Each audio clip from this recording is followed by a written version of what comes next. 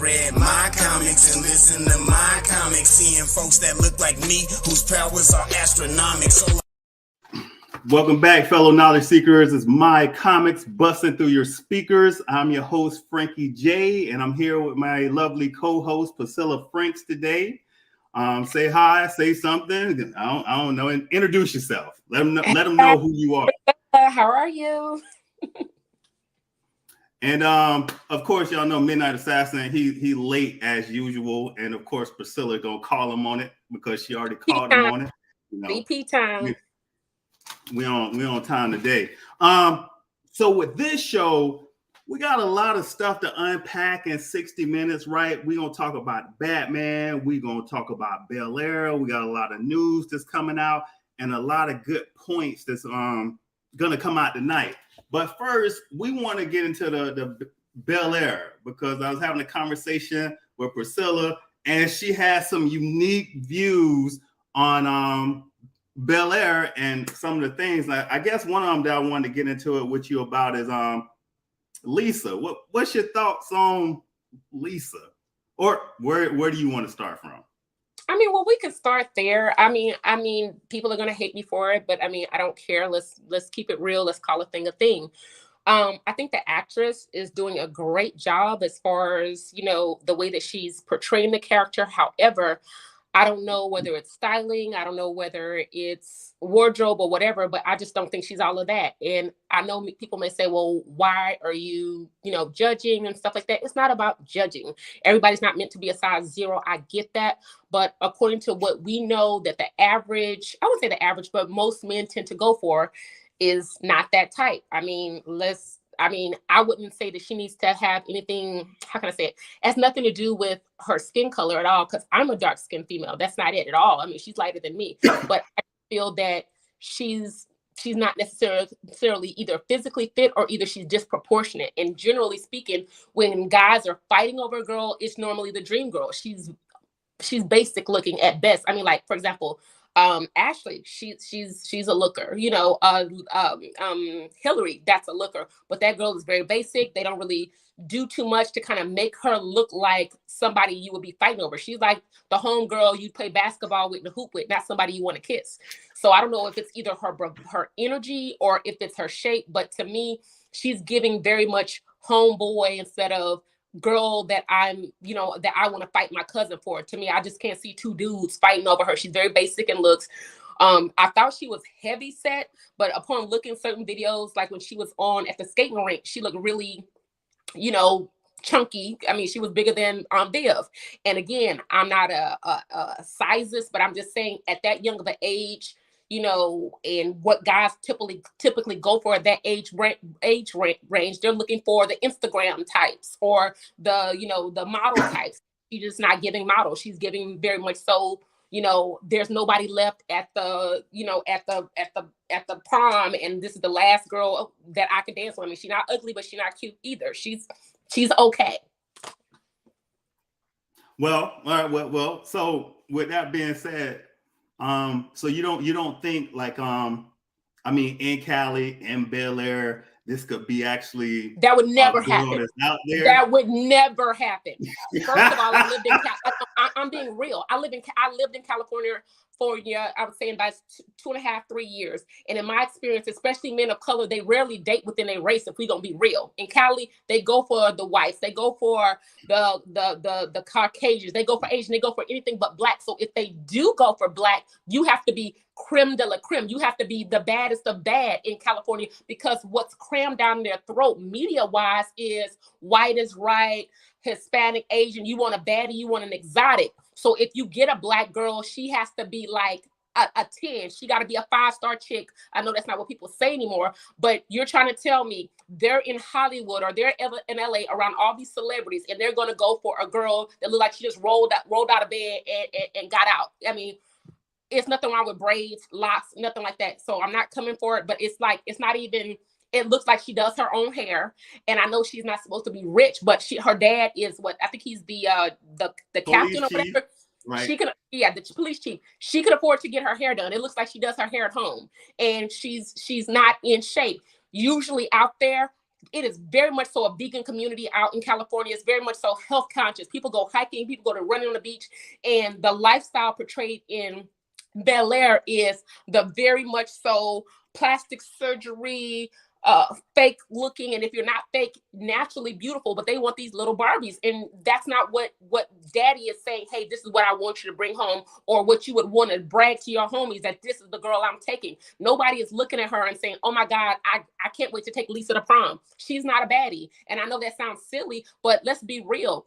Beauty pays, okay? Or beautiful people get better, get more places in life. And I have pretty privilege. I'm not gonna lie. I mean, I'm busted today with glasses, but in reality, I get away with, or I get more things offered to me because I'm attractive and because I'm in shape, okay? And she's giving amoeba vibes. Like her top of her body is very, very top heavy, very boxy, very broad, but then she has little legs. So you can't even really see if she has a shape or not. I don't know if she's chubby, heavy, but she's definitely not fit, or she doesn't look it, or the way they're dressing her, whoever wardrobe is. But no, I do not see them going for that when the aesthetics are so big. I hate to bring up the Kardashians, and yes, I call them trash, the Kardashians, but that's the look they go for. Fake everything, very tiny, big boobs, big bust, tiny waist, and she's just giving girl next door you hoop and play basketball with. She may even play a football. You know what I mean? That's the type of girl she's giving. She'd be the type of girl that you would hook up with on the low, that you'd be embarrassed to talk about. I know that's sad, but let's keep it real with men. Men don't go around saying that they're bagging that type of chick. Well, all right. So this one I'm going to add on, because I remember you said something yesterday, and it had a great point to it. This is not somebody that, well, first of all, we want to say that we love the Bel-Air show. Oh, of course, sure. there are some pros and some cons that we got with the Bel-Air show. And one of the cons that we had that we both agree on, and I wish Midnight Assassin was there because he wouldn't agree, and it caused some controversy. But one of the things that me and her agreed on is this ain't a woman that Carlton would be going after. Never. Carlton would not go after a black girl. Why this black girl? And I think it was episode 5 or episode 6 where Will tried to hook him up with the chick with braids, and he wasn't going for her. He didn't really care for her. But now, we gotta false. He did go for her until she called him a sellout. Okay. He did. He was liking her. He said, oh, so tell me about myself. I can take it. He was vibing with her. And the image that they're giving, if Carlton did date a black woman, it would be one just like him. A Oreo, black on the outside, white on the inside. That's what he would go for. And that girl was very much so pro-black. I don't know if you heard her. She said, you've never been to SBU. And I don't know if people know what that means, but it generally means Student Black Union. And she said, you've never been to an SBU meeting. Like, you don't even try to hang with us. So this is most definitely not his people. And all of his friends are Caucasian or other. If you look at it, like even his friends, none of his friends on the lacrosse team, none of the people he hangs out with are that. So why then would your counterpart be that when you know that your counterpart homies wouldn't be like, oh, she bad? None of his lacrosse playing homeboys are going to look at Lisa and go like, oh, she looks good. Because Carlton seeks approval from his counterparts. So he would want a lady that could get him somewhere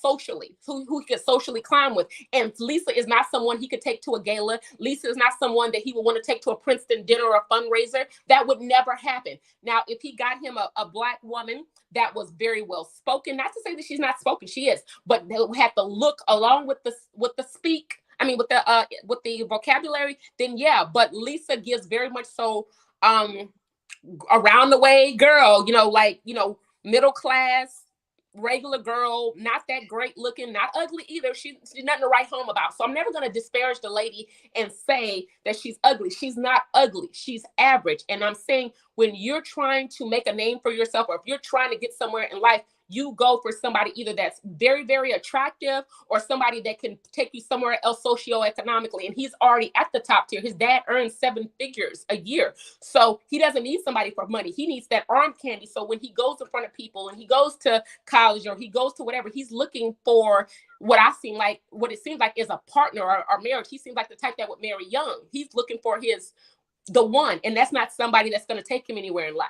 Not because of... Right. She's not somebody that you're going to have in a gala that's going to talk about, whatever it is that he's talking about. She's not giving trophy wife. And he would want, if she is established, he would also want her to be arm candy. And in a room full of Caucasian gentlemen, nobody's gonna say, oh wow, Carlton, you really got a queen on your hands, or oh Carlton, your wife is gorgeous. That would never happen. And Carlton seeks approval. He has low self-esteem, let's keep it real, and he seeks all of his validation is based upon everybody else liking him. So if he already is not friends with his former homeboy, and then on top of that he's dating a girl that's subpar, I mean, that's not getting him any points. Right. And also, just to hit on this one more time. I mean, we was in high school. Lisa's average at best. That's not somebody we would see anybody fighting. Period. Right? It doesn't mirror life. It's and before not even if you're in the hood. I'm being real. Even in the hood dudes is not look, because my thing is, even if her face was better, guys go for face and body. She doesn't have either. So it's not like if she had a butter face, people would see her and like, dang, she fine. She's not even fine. So if she was at a hood school, guys would get with her just on body wise, viewing her as a sexual object. But nobody's looking at her face, looking twice. People are looking twice at Hillary. People are double taking on Hillary, but nobody's double taking on that. I'm sorry, they're not. There you go. Hey, welcome to the show, Midnight Assassin. What's going on? Hey, how you doing, Priscilla Franks? Hello. And say hello to Priscilla. Did you hear her going off on Bel-Air? I heard it. I was like, oh, yeah, she going on. She makes some sense. It was the same thing that we were saying. I'm gonna go to Superman and Lois just real fast with the new Lois Lane. And what you agreed on there, Midnight Assassin, that Lois Lane is not hot. Like usually Superman Lois Lane is hot. You know, Lana Lane is hot. And on this Superman and Lois show, she's below average. The same. Lisa's not below average, but she average, and it's not somebody that they be fighting all over. And while y'all was talking, did you say she's not below average? Who? Lisa? You just said she's not below average. She not. What you think? Take off the makeup. She is below average. She needs makeup to even be average. She's not a looker. She's not ugly. She's not ugly. No, let me be clear. On a scale, and it's hard to put people on the scale, but I'm just being real. 10 being a dime, 1 being god-awful horrible. 5 be like, okay, she cool, but ain't nobody I'd want to run home and say, oh my God, look who I'm with. But she with makeup, she judged up. And it's not like with makeup, because a 5, with makeup and body, you can make her look a little better. Ain't no amount of makeup making her look like, damn, because a 5, you could slap some makeup on and no, she's like a 4.5 at best. And I know that sounds horrible to rate her. She's below average. I'm sorry, she is. If her face was better or her body was better, you got an average face with she's built like the Tasmanian devil. She got a real broad upper body and then thick skin. She look like Gru from Despicable Me. That's how she built. Right. She got a linebacker build. Like I had Despicable Me. She looks like Gru from Despicable Me. Right. Hey, well, we got Despicable Me. Oh, you got it. What's up, Melissa? We're gonna get into Batman a little bit later. Right now, we discussing Bel-Air and some of the parts in Bel-Air. We just was talking about Lisa and some of the melanin in the show, and how Priscilla's saying she's below average. We're saying that she's average. So if we average it out, she's somewhere between below average and average. I'll give her average if y'all want me to disagree. She's average. She's average. But this next part, well, hold on. Before we get into that, I wanted to bring up some of the people that was on the old Fresh Prince. I don't know, and I didn't have time to load all the pictures, but it's like Nina Long, Tyra Banks. But Nina Long was the first Lisa. Nia. He call her Nina. Yeah, he be doing that sometimes. Yeah, you gotta watch him. Oh, Don Cheadle. Get off me. And let me mess up this one. Tyra Banks. Queen Latifah was on. Now, you know what?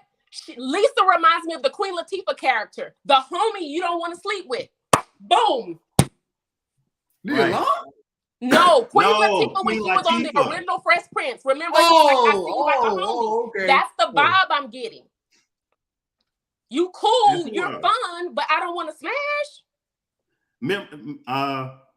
It was a bunch of them. Now this next subject we're gonna bring up, this got me laughing. I'm gonna stay neutral. I'm gonna have some input, but Priscilla had some interesting thoughts yesterday. So with some of the character switching in the show, of course we got more melanin in the show, more melanin in the show. Is beautiful dark skin women, brown skin, melanin, all shades of melanin. But some of the character switching, such as taking a character from being straight to being LGTB, some of us take issue with that. And all I'm gonna say is, what are your opinions on that, and how do you feel about it? Or because are y'all trying to make me be the bad guy, or? Well, you can be the bad guy this time. I got your back. Bad guy. So let me first be clear. You know how people say, "Oh, I'm not a racist. I have a black friend," and I'm gonna sound like that because the reality is, I have a people that I'm very close with who are transgender, who are non-binary, who are bisexual, who are gay. So it's real. However, even they who I talk to, it doesn't have to be pushed on every show because it needs to make sense for the character arc. It didn't make sense for this. It was unnecessary. So to flip Ashley's character into something like that, into that, it was unnecessary. It didn't really help with the writing. It wasn't a dynamic story. I have no issue with it if it makes sense or if it makes the story better. It doesn't. Like, for example, I know we're not talking about it, but like the show Harlem on Prime, that character being a lesbian and what she went through, it made sense. It made sense for the character arc to what she went through to kind of bring light to what goes on. And I just felt it was unnecessary, especially this quick into the series. I could see if the show had been on 2 or 3 seasons and then they brought that out, but it just seems like that's what it seems to get ratings, to make sure it's PC for everybody. So that's not what you need to save a show or to make a show relevant. You don't have to do that to make it relevant. It's kind of like if you see a show and it's an all Caucasian cast and they'll just throw a random Chinese person or a random black person in there to say, look, we got a black one in here, or look, we got an Asian person, or look, we have inclusivity. Don't put it in if it doesn't make sense to the story. That's all I'm saying. Right. It was unnecessary is what I'm saying. It wasn't necessary. It didn't really do anything. It wasn't like, wow, I see why they did that. That makes sense. Okay, this will really help people. No. So you don't think the show could help young people out that's trying to come out, but they don't know how exactly to come out? Oh, okay. So let me explain this. What I'm saying is there's a million shows that literally specifically talk about that. And what I'm saying, why does every single show have to have that? I mean, like literally, they just did a reboot of Sex and the City. Now, although the character, and I'm getting off subject, but I'm just saying, well, I'm not going to bring up every show, but every single show has that in it. Like I've never seen any new show that hasn't premiered, which does not have a LGBTQ character in it. Now, yes, a lot of people have family members that are that, but the way that they're making it seem in media, television, and film is that every single person has that. It doesn't. And so that's what I'm saying. They're trying to make it like it's in every single family, and it's not. It's okay to show a show that where that's not necessarily what goes on in every single family. There's a million other problems in family, like child molestation, families covering up child molestation. There's many things that they could talk about besides this thing. I mean, Dave Chappelle said it best. It's like they want to bring it up in everything and then get mad if you don't talk about it. Or if you do talk about it, it's not the right way, and then they want to cancel you. Like I DGAF. It doesn't need to be in every single thing, and they don't need to be a victim or a martyr, and it doesn't need to be on every single thing. That's all I'm saying. They even did it with cartoons. They did it with Sesame Street. They did it with the Proud Family, like the reboot of Proud Family. It's even on there. Can we have anything? And I get it because it's been like that throughout society. They had to fight for their place at the table, but the thing is, we as people of color, we've had to fight to even be seen on TV. And even when it comes to awards, we'll do amazing at a movie and do world-breaking things as far as acting, and we'll still lose out when it comes to an award. So I get it, but they can do something, and they do. I don't know. I'm gonna just leave it alone because I don't want to rant. I don't want to rant. That's all I'm saying. Hey, listen, we ran on here. We'll just tell you to slow down at some point. So, in other words, a gist of what you're saying is, to put it in, it doesn't need to be in every show, and it is in every show, and sometimes it's overpowering for some shows. All right, so you need to. I mean, that's something that need to be looked at. A balance of LGTB if it's going to be in there. Like Empire, I think the second or third season was unwatchable. Like I couldn't watch it. Power, there was a certain part of it they was overdoing it. Power Ghost. For sure. Right. They was overdoing it. And I mean, like you just said, there are 100 other things that we can also discuss that they're not hitting on. And Midnight Assassin, I know you want to stay neutral in this subject, but I ain't gonna let you, because your big thing is hitting on the Jim Crow era. Like, you was big on that. Like, they need to discuss the Jim Crow area. Right. They need to discuss all of it and kind of have a balance and how we're affected by it. Yeah, it's like I said before, like I brought the examples. Like, I mean, I'm obviously the bad guy here because I'm on the opposite end of both of y'all. So I brought like, you know, back in the day, like, you know, when shows came out, like, you know, 70s or 80s or something like that, like, you know, be like one black dude on the show, and everybody be like, oh, they taking over all the television, man, every show and stuff.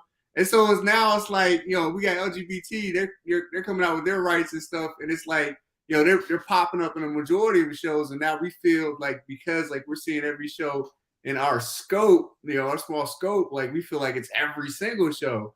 When I mean, it's usually just like one character. You bugging? Have you seen True Blood? Have you seen True Blood? I'm with you. I watch. No, I know. No. True Blood. They tried to get like almost every straight character to have a homoerotic dream after they had blood. Very prevalent. So if it's always a trickle down. So I understand what you're saying is one character, but it's always in the beginning.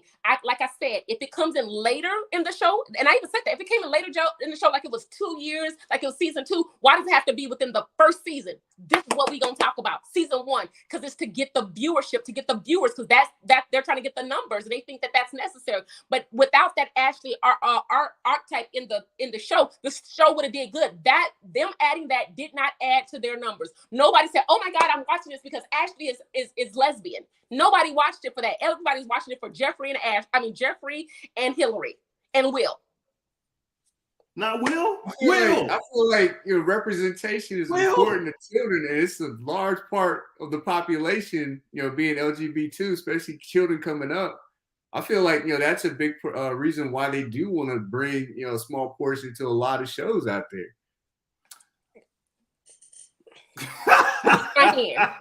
Let me be clear. You don't know me, but he follows me. Okay, I am a very girly girl. Okay, I'm straight. Okay, strictly whatever. But I grew up as a tomboy. When you get to know me, I grew up watching wrestling, WWF, WWE, gorgeous ladies in wrestling. I played with Voltron and all that. And what I'm saying is, in this day and age, just as a girl, you playing with toys, they'll automatically say, "Oh, you want to be a boy."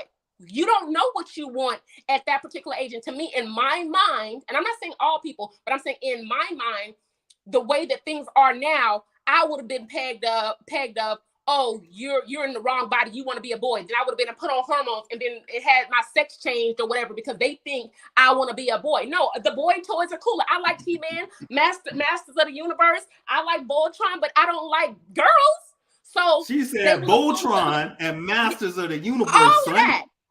So you can't tell me that my sexual identity is based upon the toys I played with. I didn't like I wore dresses, but I like to get down and beat my brother up with jeans and Snickers on. So what she's kind of saying in essence, and I like her point, and I understand her point is what they're doing right now is you're looking into the future and telling somebody kind of what they're going to be by showing it and showing it and showing it. I don't know if that makes sense, y'all. No, I get what you're saying. And let me be clear. Nobody watches a show. Let's just say a homosexual child or a non-binary child or a trans child isn't looking at straight people and saying, okay, I see a lot of straight people on TV, I'm going to become straight. So that's not what I'm saying. I'm saying when you don't know, because you're a kid, right? You're thinking that's what it is, and it's not. You know what I mean? Like as a kid, we think, oh, I want candy for breakfast. So that's what you think you want. But as an adult, it's your job to say, hey, wait a minute, we can't have candy for breakfast, lunch, and dinner. No. So what I'm saying is, if I had a child, I don't care if they purple, blue, green, whatever, if they trans, bisexual, trisexual, I don't care. But I don't want to have to say or answer, well, I don't know how I'm getting at it. It just seems like it's saying that this is what you are for sure, when that may not be what it is all I'm saying. I feel like you can open up conversation and question yourself. I would have been more comfortable if they say, I don't know. But to say you're for this, for sure this, because you like that, or you're for sure this way, the way you dress doesn't have anything to do with your sexuality. Sometimes, because I mean, I know girls that wear sweatpants and Timbs in New York, and they do not like women, but they don't like dressing up either. It just depends. Right. So I don't know. I guess I'm just saying yes, representation. No, you're right. Some of this stuff is being pushed onto the kids, and then it's pushing them in a direction that they may not have went. They've been put in categories. If they weren't privy to, it's kind of like when you're little and your homeboy, like back in the day, you used to have a little porn channels or whatever. You weren't even in there, but somebody left it there, and you're like, oh well, let me look. And you get to experiment in stuff that you would have never seen, because that's not what you do. And I've seen people actually go and try stuff that they didn't even like because they were like, oh, what was there? I was curious. And then they regret it. So representation does matter. But there's whole networks dedicated to LGBTQ. They could literally just say, hey, mom, I want to show you something. That's the way to do it. You don't need a primetime television show to come out and tell you whatever. The way things are, it is very accepted. So you don't need a show to tell you to come out. It's too accepted now. Now, I would agree with this if this was the 80s and 90s and it was a taboo against it. There's no taboo. A man can come to dress with a beard, a wig, and makeup, and can't nobody say nothing. So why is it necessary? Representation is not needed because it's not taboo anymore, in my opinion, to be part of the LGBTQ community. So to me, some people want to be victims so bad. Like Karens want to be victims. Like, I know my rights. Nobody's doing anything to you, Karen. You're not special, sweetie. And so when it comes to that, I feel like they just want to be martyred or victimized. Not all of them.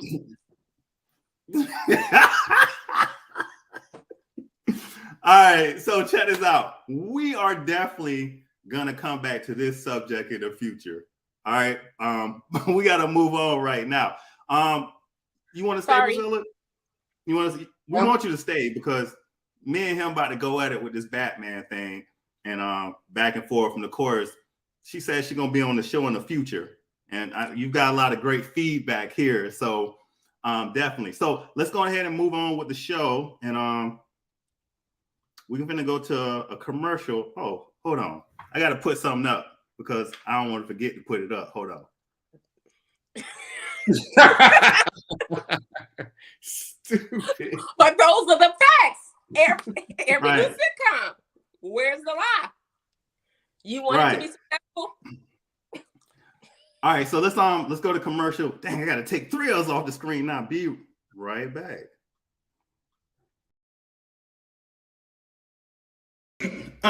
We gon' harm them, we gon' suck their dicks off. We gon' harm them, we gon' suck their dicks off. It's about dick, it's about penis. Men are from Mars, but I'm from Venus. Put it in the butt, stick them in the shower, and take what's ours. I want to drain the main vein, prostate massage so insane until you scream, I'm so motherfucking gay. When we gonna fuck though? Masturbation, ejaculation, slinging lots of semen to the masses. Face to face and now we fornicating, pussy only when I'm busting asses. Meat on you so thick indeed, when I'm pumping hard you're gonna scream, mama. Don't bring condoms to the queen, Brahma. Coming on you with a stream, mana.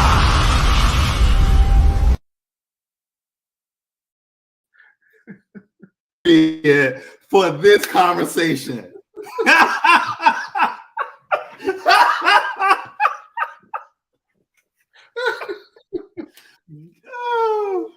Oh God. You had to do it for this conversation. Look, I had to. Because guess what? We might do it in all seriousness. Right? On this and come back to it. We definitely gonna come back to it. All right, so I was not able, because StreamYard is giving me problems today, to share my screen. So some of the things that I wanted to actually go through was to talk about the upcoming things, because 2 out of 3 of us caught Batman. The third one, she gonna catch Batman a little bit later on. It's gonna be some spoiler alerts. So, you know, here at this house, we spoil stuff. And we drink it spoiled. So guess what? If this ain't the place for you, because we about to talk about it. We ain't gonna get too deep in it, but we gonna talk about it.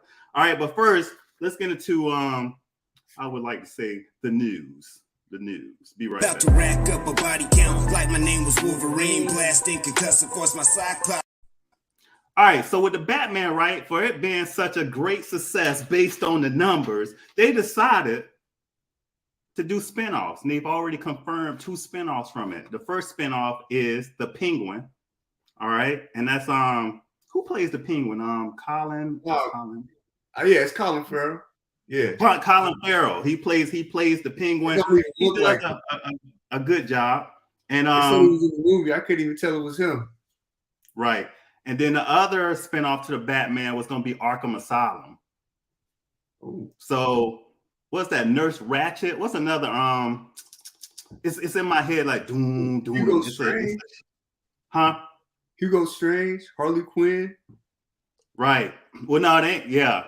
So they got a lot to play with Arkham Asylum and how they're gonna deal with that. I can't wait to see what they're gonna do. But what I want to say is something that they should come out with, and this is gonna contradict everything that I say at the 35-minute mark, because I'm about to go off. They need to do a Catwoman series with Zoe Kravitz as the lead, and that's something I think they should do, and definitely Jim Gordon. Something with the Jim Gordon where he's doing some police stuff in Gotham, this and that. And this is gonna kind of contradict everything that I said, but I read an article, and you know I kind of agree with that. But in the future, y'all gonna be just remember what I just said, okay? What if season 2 has been confirmed for 2022? Let's see all them twos, man. Meet me in room 222. I'm on these 22s. I'm like Rick Ross up in here. So what if season 2 is coming out in 2022? It's a lot going on in 2022, man. We got The Boys coming out on June 3rd. We got Moon Knight at the end of this month. We got Halo, the movie coming out. Not the movies, but the series coming out. We got Miss Marvel. That's coming out. Well, we got our first I can't remember the name. Yeah, but anyways, got Miss Marvel coming out. I didn't follow Miss Marvel like that in the comic books, but I mean Kamala Khan and my Wolverine following, my X-Men following, my Avenger following. She's came into the picture a couple times and helped out. And then we got the Umbrella Academy that's coming out June 22nd. I don't think I missed any. Huh? I said I'm trying to see what happens next. And on her Facebook page, right, I seen that she had Beetlejuice up, and we had kind of talked about Beetlejuice last week. And Beetlejuice 2 was coming out, you know, and all 3 of us can't wait on that. I can't wait to see that. That's crazy. Michael Keaton is hitting up all these roles now. Yeah. He got a good age, obviously, because he was asleep for a hot decade to 15 years. He's been chilling, and now all of a sudden he's playing, you know, evil businessmen and everything. So I'm not mad at it. Yeah. Right. So let's get into the Batman, because I forced Midnight Assassin to go see it this weekend because my brother-in-law, he's a loyal Batman fan. I was hoping to have him on the show because Midnight Assassin gonna need him. He's gonna need him. So me and Midnight Assassin, we kind of had a conversation yesterday about the Batman and did we like it or not? All right, so I seen on my Facebook page, right? It was some people, they put up some posts about Batman. They didn't like it. I was reading the comments, and I might preview it next week or after Priscilla take a look at the movie, and then we'll have the video run on the side. But I kind of agree with them. The Batman wasn't my cup of tea. Okay, let me say this. In fact, hold on. See, that's one of them people right there at the bottom. See him? Batman was bad. Batman was bad. And hold on, let me. You want me to waste my money to watch it and people saying it's bad?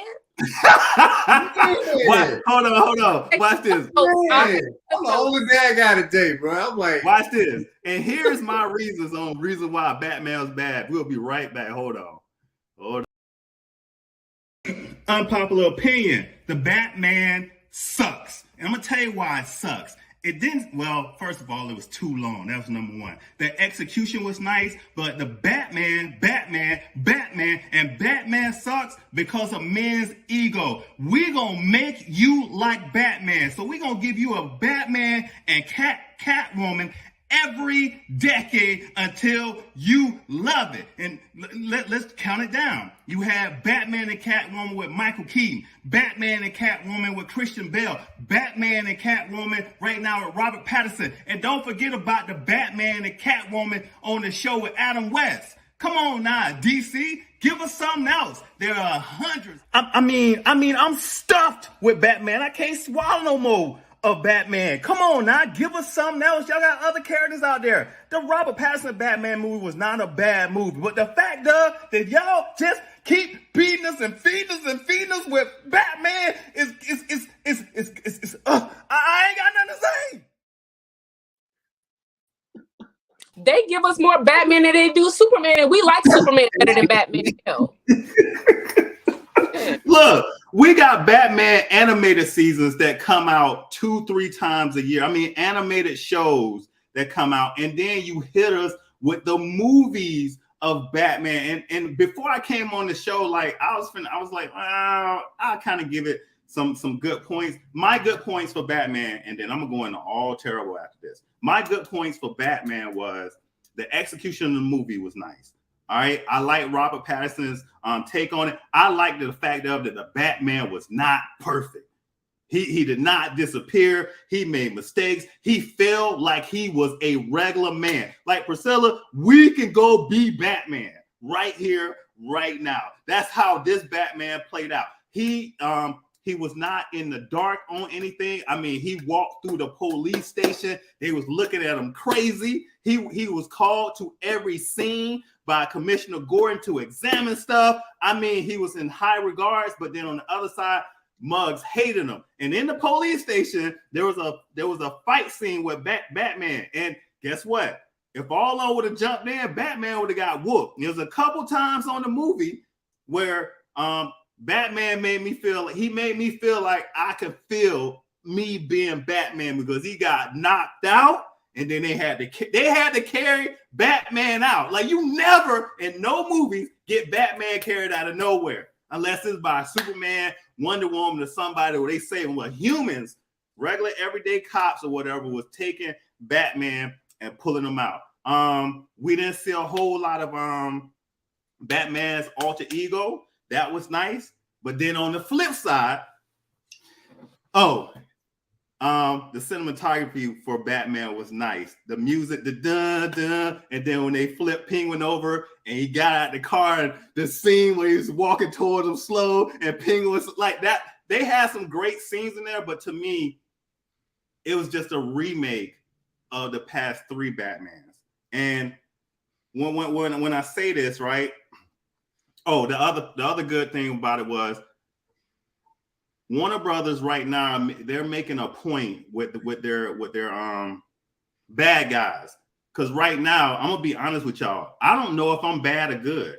I think I'm leaning more towards bad because I'm really sympathizing with the Joker and the Riddler. I feel what they saying. So y'all remember the last Joker movie? Joker was created through what? Bullying, abuse, capitalism, and everything else. And this Riddler, he was done wrong in the same way. And in this Batman movie, the Catwoman and Riddler are kind of explaining to Batman, this is what the real world looks like. And he's still Bruce Wayne. He still sees the world through Bruce Wayne eyes as being rich. And they're explaining to him that it's not like that. So those are the points that I took away from the Batman movie. All right, that's what was good for me. But the second part, the cons, it was too long. It was a couple times they could have closed the movie out and we'd have been done. All right. I'm sitting in the movie theater, my butt getting numb. I'm like, should I play on the phone? Should I do other stuff? The other point was, after thinking about it a little bit more, we gonna get Batman until we die. Facts. Because guess what? And this is what I was saying before, and I try to explain to people about Superman, Batman, Wonder Woman, Captain America, Iron Man. Iron Man, his movies were not good. Those first 3 movies were not good to me. But with America, if you stuff the whitey down their throats, Superman's the greatest ever. Batman's the greatest ever. We got thousands of other characters out there. That's the only reason why Batman is a great character, everybody, because that's all you getting. Give us some more Blade. Give us some doggone Gentle. Give us some more Bishop. Like that. Bishop in there. Right. And Spawn, definitely. I mean, Milestone Comics. But anyways, I'm a digress. But other than that, I wanted to just I gotta give respect to John Leguizamo in the Spawn thing, because he did his thing in that movie. Look, he did. You can't say he didn't. He did.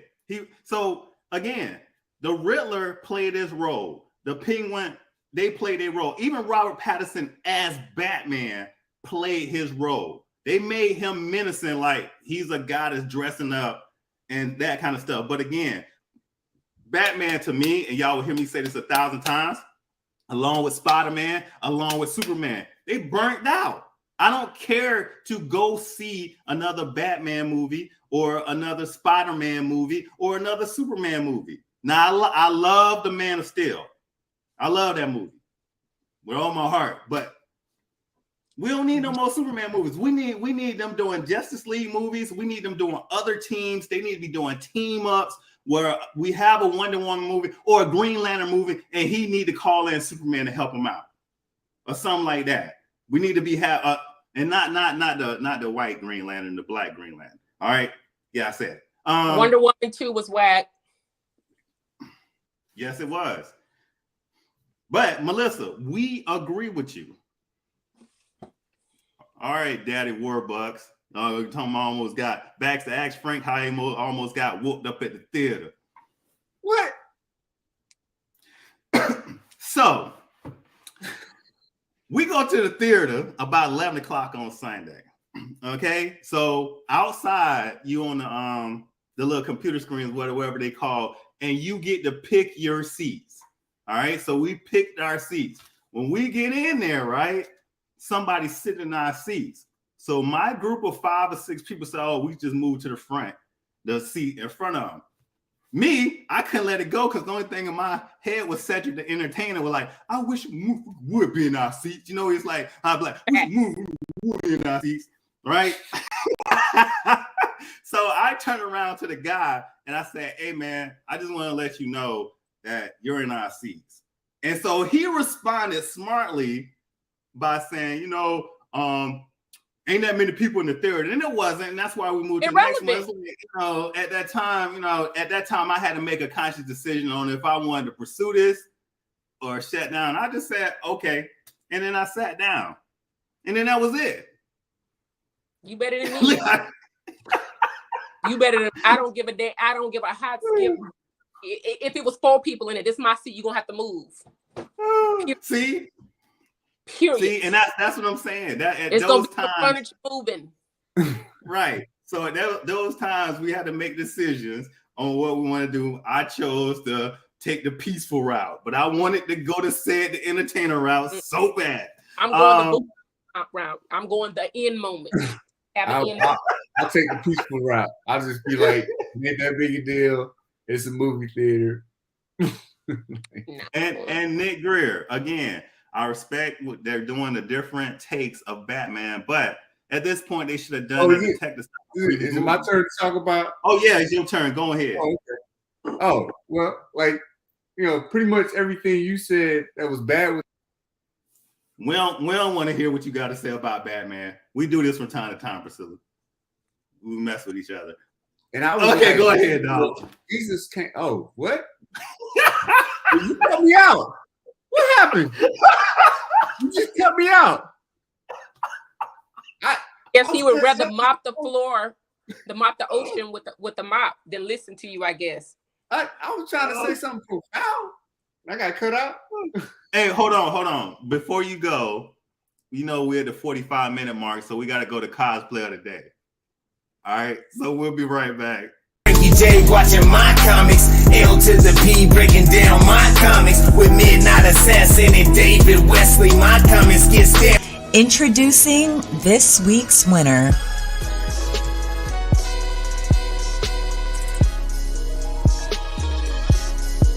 And here are your choices for best cosplay.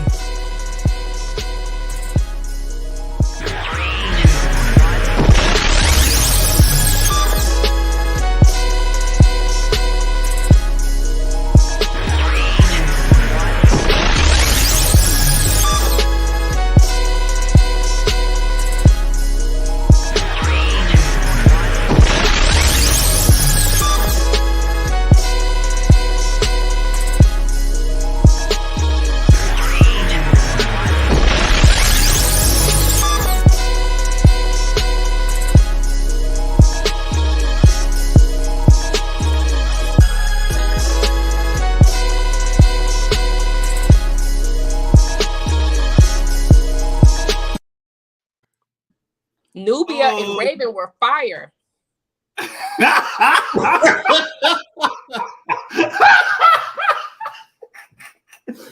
Oh, I don't know about that Raven. I think that Raven goes in with this week's subject. Don't do Raven. But check this out. Y'all know the deal. The video will come out at 8:15 tonight. Go and vote for your favorite cosplay, and we'll announce the winner next week on next week's show. All right, back to you, Midnight Assassin. Tell us about your thoughts on the Batman. Oh yeah, man. So yeah, everything you said was wrong with Batman was what's right with Batman too. Like the length of the movie, I thought was great. It felt like it ended 3 times, and I got 3 movies in one. That's right. Every character felt like it was its own movie. Like you could have, like Catwoman for the first time, like had like such a like in-depth backstory that was more like, you know, adventurous than like the previous ones and more than any of them. And I was just like, man, you could take that and just run that its own show. Like, I mean, I would just be entertained off of like everything Catwoman goes with by herself, like just from the in-depth backstory on forward. You felt that same thing with Bruce Wayne himself. Like, I mean, you kind of mentioned it too, but I felt like, you know, he went through so much because, like, unlike the other Bruce Waynes, this Bruce Wayne was like for real depressed. Like, you know what I mean? Like, he was just like dark, brooding, and it felt like, you know, even when he became Batman, he was the same thing. Like, he wasn't really ever switching up to be like this playboy type or something like that. You know, he kind of was like, you know, hiding and lurking, kind of like Batman would do at a job before he comes in and just starts like, you know, pounding folks and stuff. But, you know, I felt like, you know, the take was darker. They kind of like followed like close to the line with like the Christopher Nolan Batman. But I see what they're trying to do as far as like, you know, give a lot more like story time or story character development to a lot of the other like side characters. Because I mean, there was a lot of like strong supporting roles in the side characters in this Batman in particular that, you know, I mean, each and every one of them carry on and be their own story, like a story arc or whatever, you know, their own movie or whatever. Well, I give you that. And while you was talking, a lot of other thoughts came to my head. I think with this Batman should have been a Robin. It should have been Nightwing. Nightwing. Like, Robin becoming Nightwing. The potential for this Batman could actually spin off into something like that, because I feel like the tone is set correctly for it. And so I feel like they could bring Dick Grayson in, and then bring Jason Todd in, bring Dick. They got Jason Todd. I mean, the black kid that was in the railway station that he let run, that's supposed to be Jason Todd. No, that's Tim Drake. Well, Tim Drake. He's the Red Robin. He's the smartest of all the Robins. Like, you know, he found out who Batman was on his own, like through his like young detective skills. But I mean, they could like carry that story on into the Bat family, which you see, you know, so often in the cartoons and like on TV or whatnot. But like that's something that could be put on the big screen. I think they got the right tone already. You know, as far as like the dark brooding tone, like, you know, like I describe like Christopher Nolan's Batman's like, you know, you watching like, you know, NCIS or something or Law and Order, and then Batman appears. You know, that's how I felt like Christopher Nolan's Batmans were through the Dark Knight and stuff like that. But yeah, I felt like this one was like a lot darker, a lot better, and could like has the potential to carry on like for a while. You know, and I understand what you were saying about, you know, DC not, you know, one continuity, but I feel like this is something separate. It's not DCU. It's its own entity. Well, to add into what you said, Joker was in the end. Yeah, I saw. Like it looks like Joker. Was that Joker or was that Two-Face? It looks like Two-Face for a second, but yeah, you go look it up. It's Joker. Well, here's the thing with that. This is what I read in a couple articles and following a couple dudes.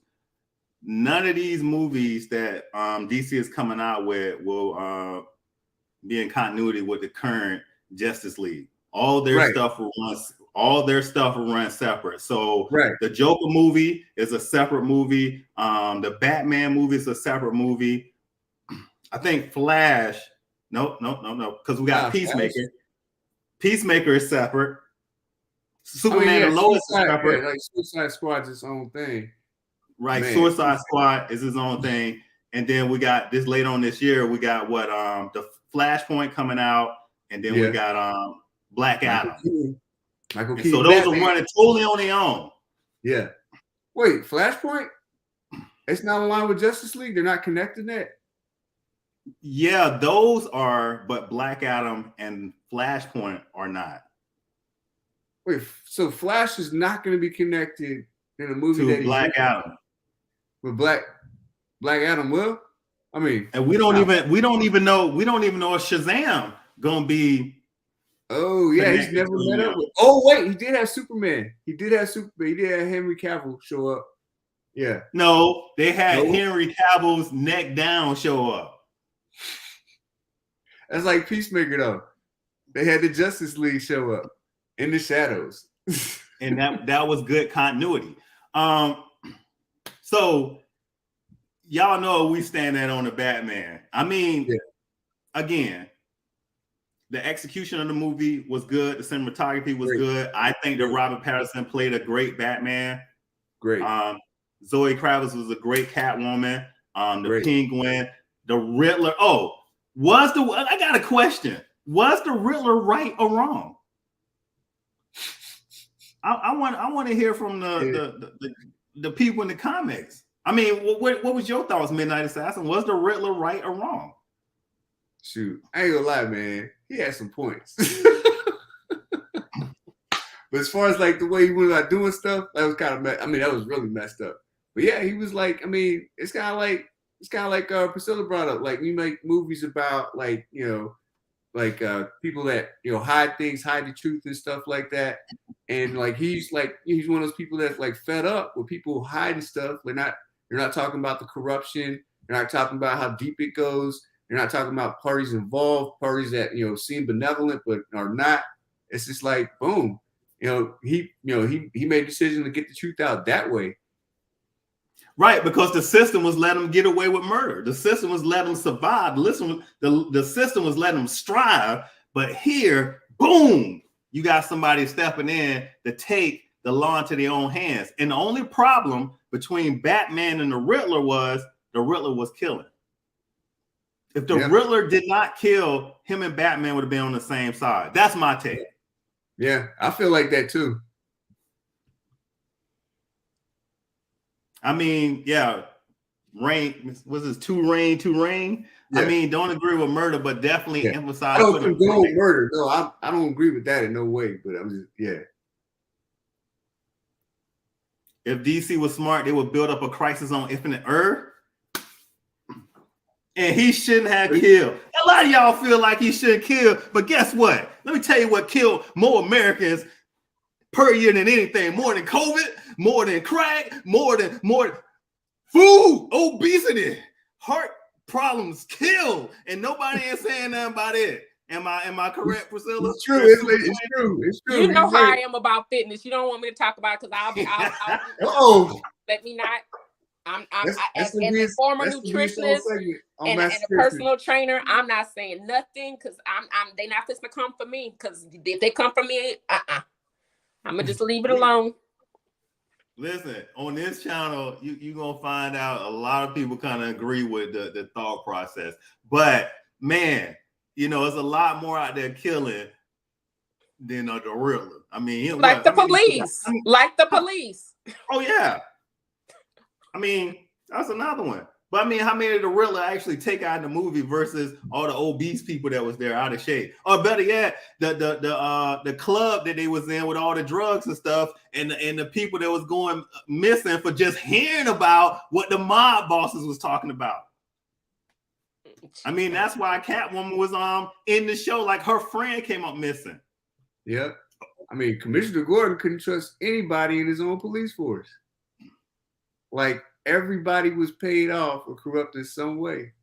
And that's another storyline. I like this, Rain. I like this.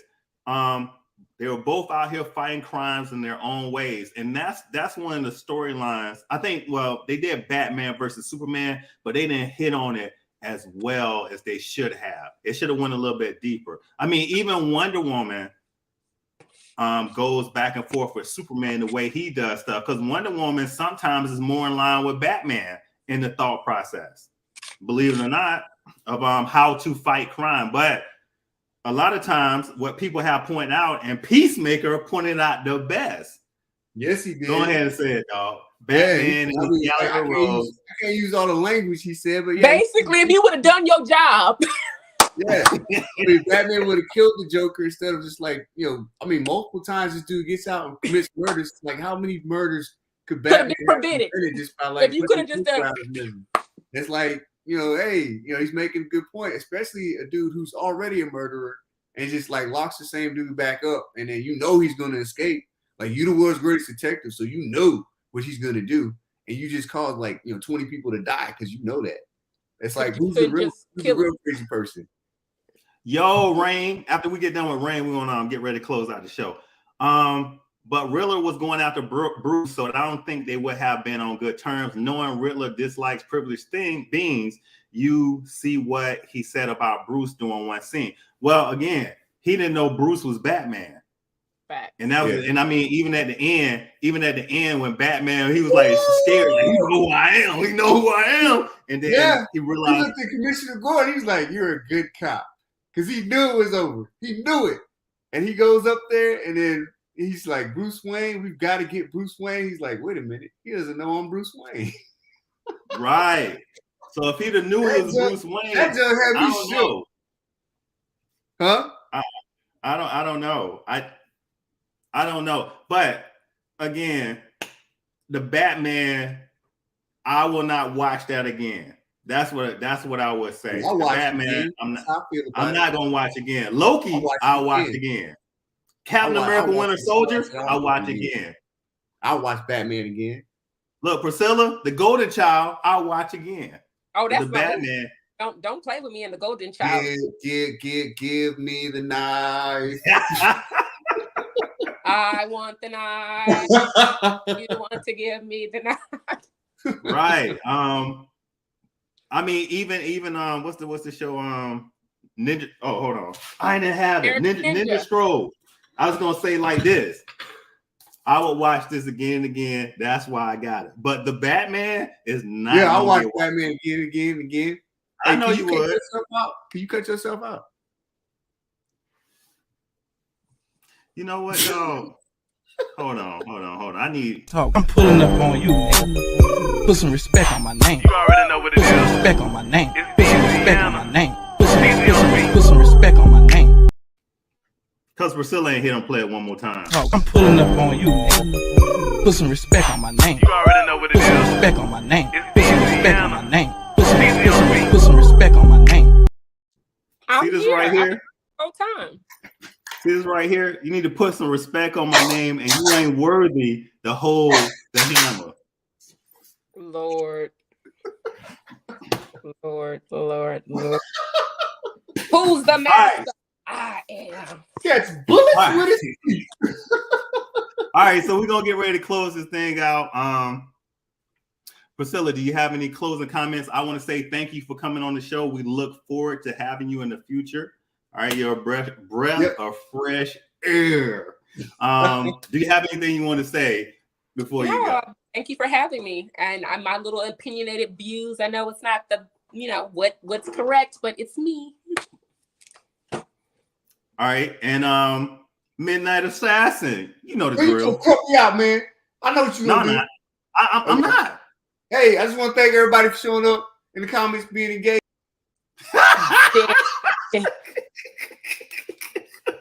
You foul. You are foul. Listen, it was one show where he was here at the crib and he got control. I got cut out the show at least 50 times in the first 20 minutes. Bruh. Go ahead. I'm gonna leave you alone.